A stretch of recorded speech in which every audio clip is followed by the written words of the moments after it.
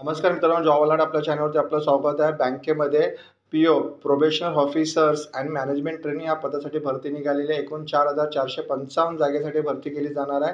भरतीबाबत आपण सविस्तर जाणून घेऊया. Common recruitment process for the recruitment of probationer officer and management training PO आणि मॅनेजमेंट ट्रेनिंग ह्या पदासाठी भरती केली जाणार आहे. ॲप्लिकेशन सुरू झालेलं आहे. 1 ऑगस्टपासून ऑनलाईन रजिस्ट्रेशन दिलेलं आहे. 1 ऑगस्ट शेवटची तारीख असणार आहे. 21 ऑगस्टपर्यंत तुम्ही ते अर्ज करू शकता. त्याचबरोबर इथे पेमेंट पण 21 ऑगस्टपर्यंत करू शकतात.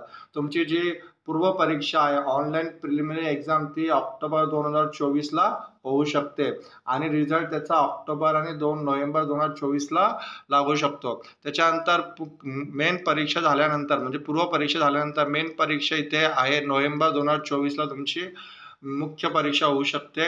त्याचा रिझल्ट डिसेंबर किंवा जानेवारीमध्ये लागू शकतो आणि इंटरव्ह्यू असणार आहे जानेवारी-फेब्रुवारी 2025मध्ये आणि प्रोव्हिजनल अलॉटमेंट तुमची तात्पुरती निवड जी होऊ शकते ती एप्रिल 2025ला सिलेक्ट लिस्ट होऊ शकते. अशी त्यांनी ते तारीख दिलेली आहे. त्याचबरोबर इथे कोणत्या बँकेमध्ये पद भरण्यात येणार आहे तर पार्टिसिपेटिंग बँक्स असणार आहे. इथे त्याची यादी दिलेली आहे. Bank of Baroda, Canara bank, Indian overseas bank हे सर्व गव्हर्नमेंट अंडरटेकिंग बँक आहे. ह्या बँकेसाठी हे पद भरण्यात येणार आहे. आता इलिजिबिलिटी क्रायटेरिया काय असणार आहे, एज लिमिट काय असणार आहे ते सर्व बघूया आपण. तर मिनिमम एज दिलेला आहे इथे 20 इयर्स, कमीत कमी 20 वर्ष वय असणं गरजेचं आहे.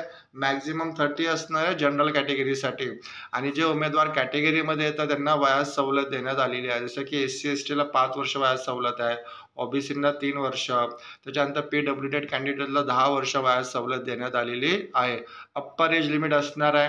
त्याचबरोबर इथे तुमचा पर्सनल पूर्व परीक्षा, त्याच्यानंतर मुख्य परीक्षा आणि पर्सनल इंटरव्ह्यूच्या माध्यमातून सिलेक्शन होणार आहे.